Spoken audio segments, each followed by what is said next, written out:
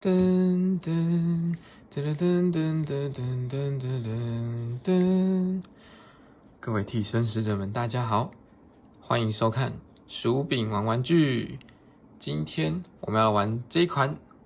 《JoJo 第5部奇妙冒险黄金之风》的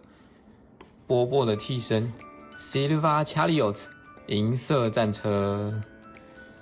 首先我们从外盒开始看，是一个跟它替身本体非常搭的一个亮面的银色文字。拿第3部的 Silver Chariot 也来对比一下，可以发现，两款，你比较喜欢哪一个呢？我觉得这一个合体就是从外面材质处理起来，这一个更接近一般的纸哦。那这一个会有一种它有用，就是比较像是那种高磅数的纸，然后外面有做一个，就是有一点感觉防水嘛，我不确定，但是摸起来就是比较有塑胶膜的感觉。那这一个呢，就是纯粹纸张的那种感觉。其实还蛮好看的哦，从外盒上就可以看得出来，这个细节满满。好，再来我们看一下后面，就是一个很正常介绍里面配件的一个说明。那我觉得这一次这一盒确实可玩性挺高。将打开外盒之后，可以看到透明的橱窗是4个手型跟2个乌龟，然后还有一个钥匙，就是那个乌龟替身的那个，可以把它放上去变成一个房间的那个钥匙。然后还有这个替身的这一把重剑，然后还有这一个波波这个银色战车替身本人的这把剑，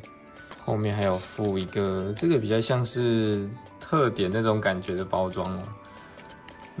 它附的是一个银色战车的头型，跟那一个他跟布加拉提他们小队那边联络的这个电脑，还有支架，然后还有基本的这个说明书。直接先来进到替身本体的部分了。这一个本体，因为其他第3部的那个就是银色战车的替身，其实我也是有购买的。这样子去对比下来，其实可以发现有一些细节的处理有一点不一样，像是这个手肘这边的这个。在第3部的那个比较旧的出品上就没有做的这么厚实，就是一个小刺的感觉。虽然这边也没有很大，但是明显优化了不少。然后因为波波他被那个迪亚波罗打残了嘛，所以他的脚是没有办法单独站立的，只能靠支架来撑起。然后他的右手也是一个残肢的状态。但是虽然说是残肢，但是说真的，看起来其实蛮帅的齁，就是有一种另一种更强的那种感觉。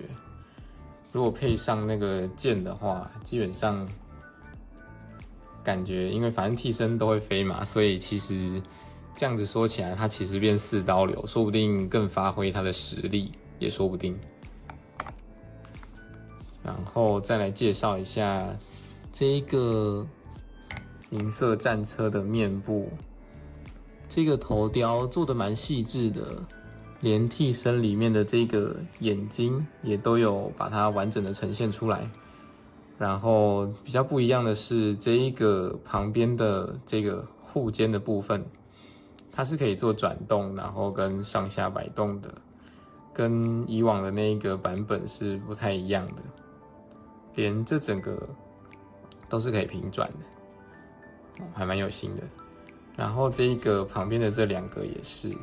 这2个护具的地方也是可以做转动的。它掉下来了，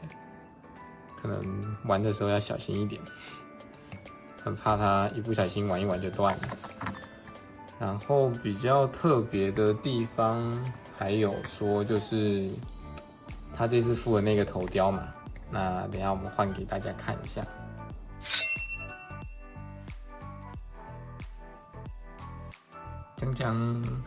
这就是在那个波波被那个剑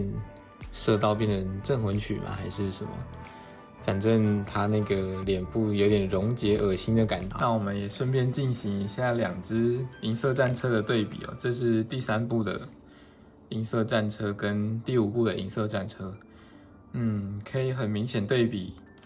就是被打断腿之后的银色战车，身高明显矮给这一个第3部的波波的银色战车，像是中间的处理啊，跟这一个这个铠甲部分的细节，其实也都是有变化的，并非一成不变的，就是原本的那个样子。然后第3部的这边是无法转动的。大家更喜欢哪一部的银色战车呢？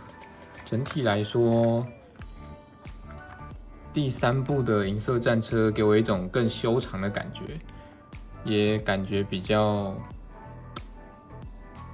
挺拔，英姿散发一点。那第5部的这一个银色战车呢，看起来比较是身经百战，然后有一些战损啊，然后并且头部这边我是比较喜欢这个头啦，因为细节的方面，这个面罩下面还有做了2层。首先是这一个头雕，可以发现整体的细节刻画的也非常好，而且就是连内部那个恶心的那个就是流体的感觉都有做出来。它好像是银色战车要变成镇魂曲之前的那一个状态吧，就是生物之间都互相替换灵魂的那个能力发动之前，好像就是变成这个样子哦。这一个是我觉得它里面最有趣的配件哦，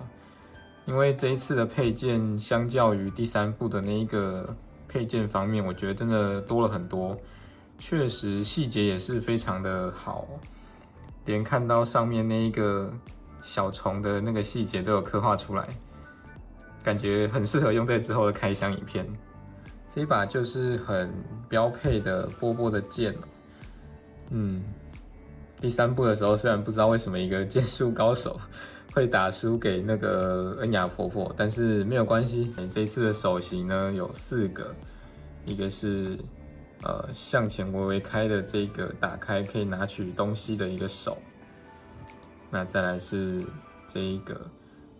也是向前伸展，但是跟那个角度比起来，它是比较张开一点的。那再来是这一个完全握拳头的实心的一个拳头的手型，然后再来是这一个微微开的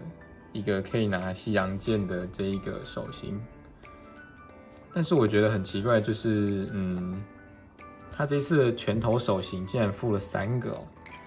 因为我们本体的波波手上也是有一个拳头手型的。再来是这一个乌龟的替身。那它这个细节刻画的非常好，用重建来比哈，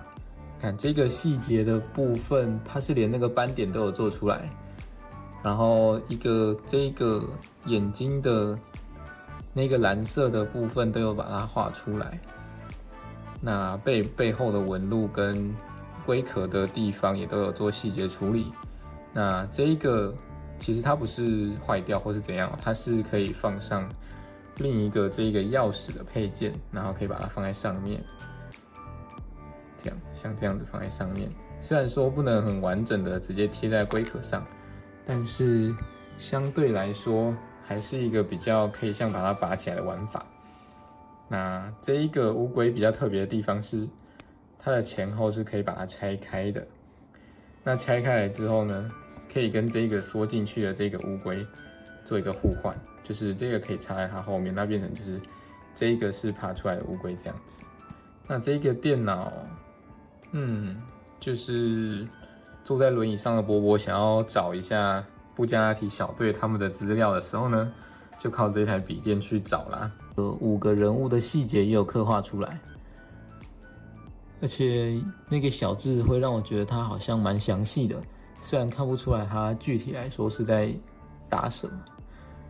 总之细节就是满满的，没错。那以上是这一次玩玩具的介绍跟体验心得。那如果你喜欢其他哪一部的